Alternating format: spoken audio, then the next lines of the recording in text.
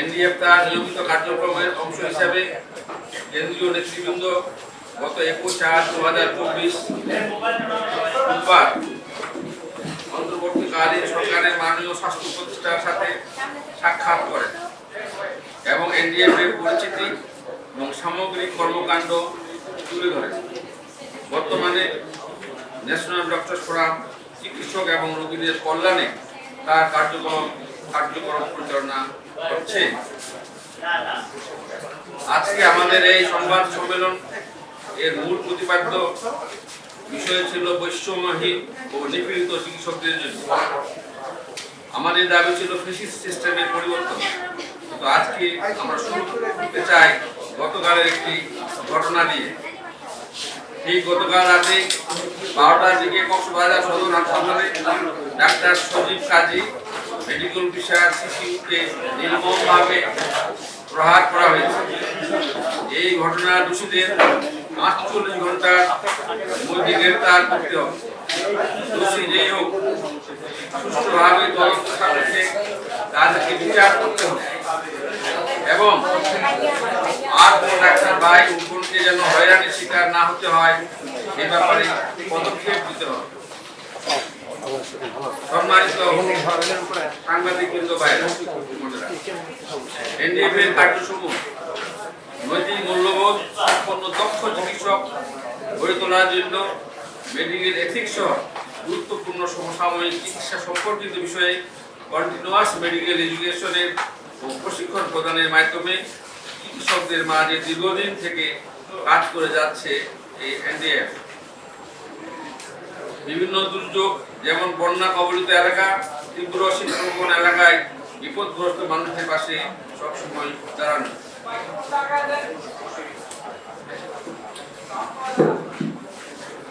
গত ছাত্র জনতার আন্দোলনে প্রত্যক্ষ ও পরোক্ষভাবে আহত রোগীদের চিকিৎসা প্রদান, অর্থনৈতিক সহযোগিতা দান, কৃত্রিম অঙ্গ প্রত্যঙ্গ প্রতিস্থাপনে সহায়তা প্রদান এবং ব্লাড ব্যাংকের মাধ্যমে প্রায় 600 ব্যাগ রক্তদান পরিচালনা করা হয়। ছাত্র আন্দোলনে শহীদ ডাক্তার সজীব সরকারের বাসায় গমন, কবর জিয়ারত করা ও আর্থিক সহযোগিতা প্রদান করা হয়।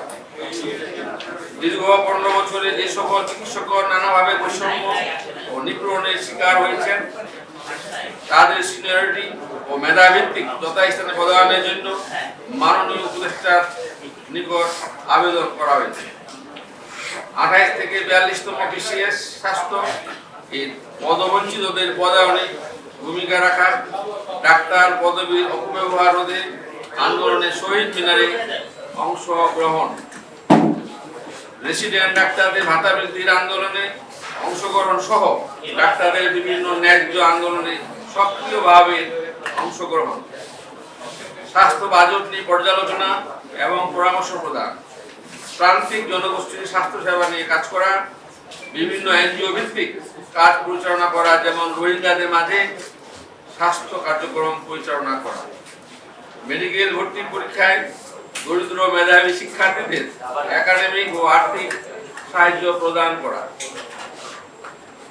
আমাদের দাবিসমূহ ছাত্র জনতার হাতে সফল বিপ্লবের ফলে গঠিত অন্তর্বর্তীকালীন সরকার যে গতিতে কাজ করছেন, স্বাস্থ্য খাত সেভাবে জনগণের প্রত্যাশা পূরণ করতে পারছে না।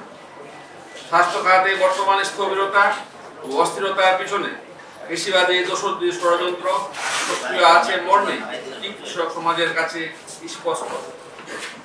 তাই কৃষিবাদী দোষক যাদের স্বাস্থ্য অধিদপ্তর, মেডিকেল কলেজ, মেডিকেল বিশ্ববিদ্যালয় ও অন্যান্য স্বাস্থ্য প্রতিষ্ঠানে গুরুত্বপূর্ণ পদে নিয়োগ প্রদান করা হয়েছে তাদের নিয়োগ আদেশ বাতিল করতে হবে। স্বাস্থ্য খাতে গতিশীলতা নিয়ে স্বাস্থ্য অধিদপ্তর সহ সকল প্রতিষ্ঠানের কর্মরত স্বৈরাচারের দোষকদের অতি দ্রুত সরিয়ে সৎ, দক্ষ, যোগ্য এবং বৈষম্যের শিকার চিকিৎসক বৃন্দকে ও কর্মকর্তাদের পদায়ন করে স্বাস্থ্য প্রশাসন ঢেলে সাজাতে হবে।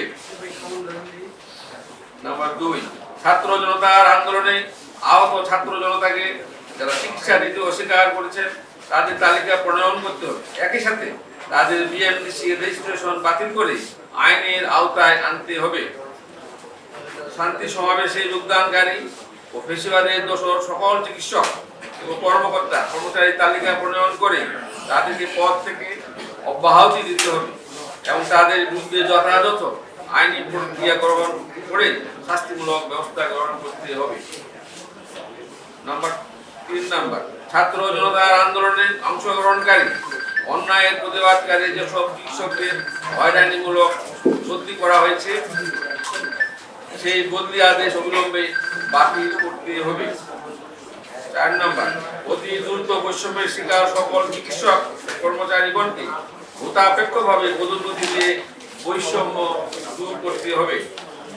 বর্তমানে পদোন্নতির যোগ্য প্রত্যেকেই দ্রুততার সাথে পদোন্নতির ব্যবস্থা করতে হবে।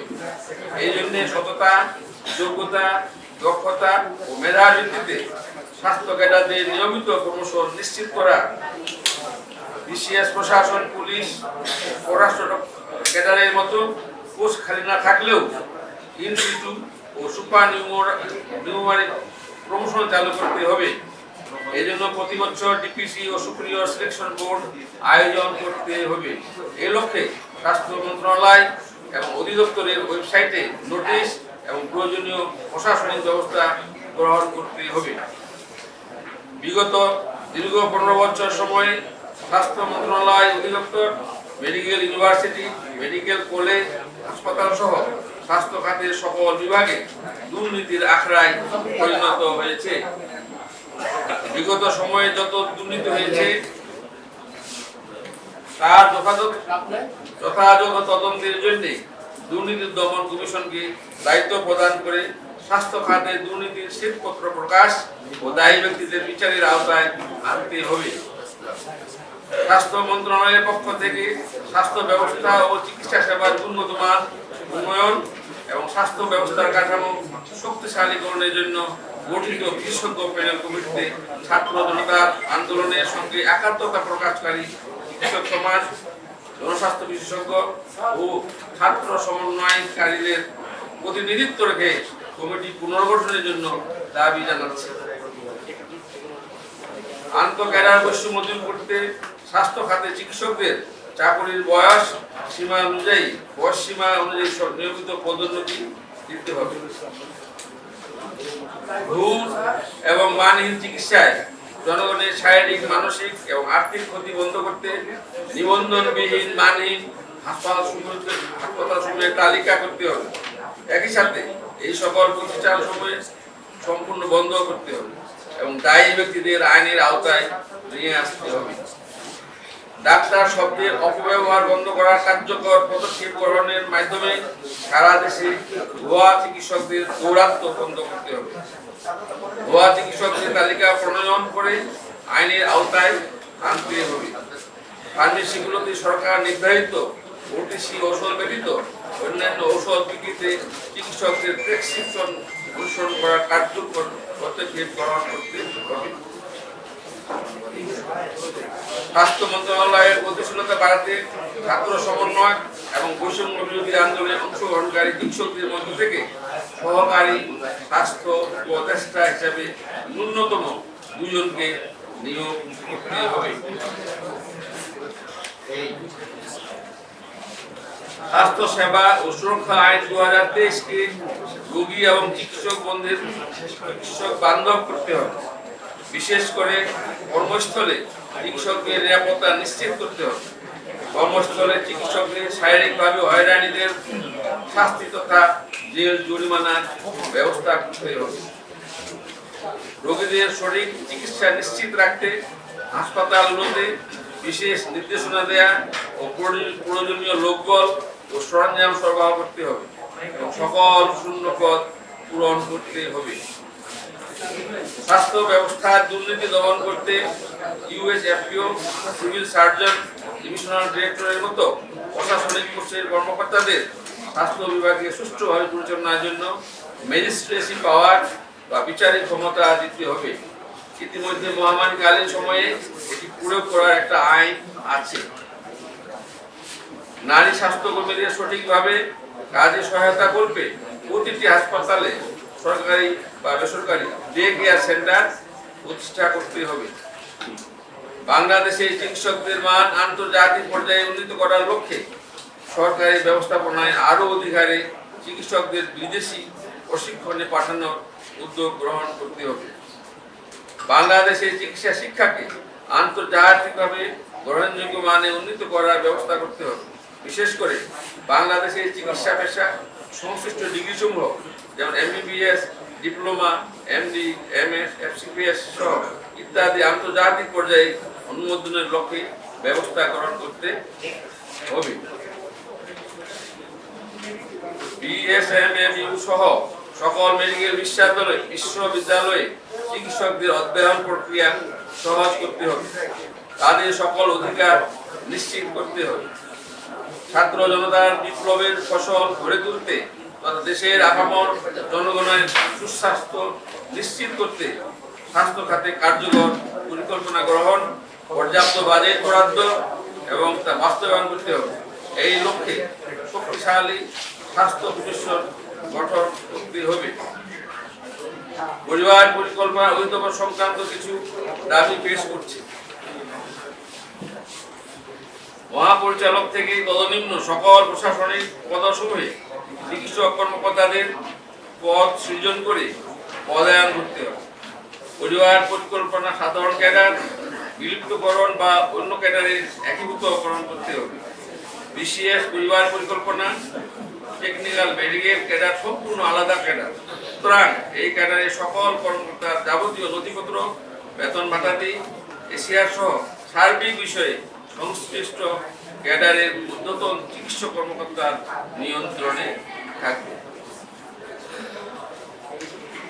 আমাদের আমন্ত্রণে সাংবাদিক সম্মেলনে উপস্থিত হওয়ার জন্য আপনাদের সকলকে ধন্যবাদ জানাচ্ছি। আসসালামু আলাইকুম ওয়া রাহমাতুল্লাহি।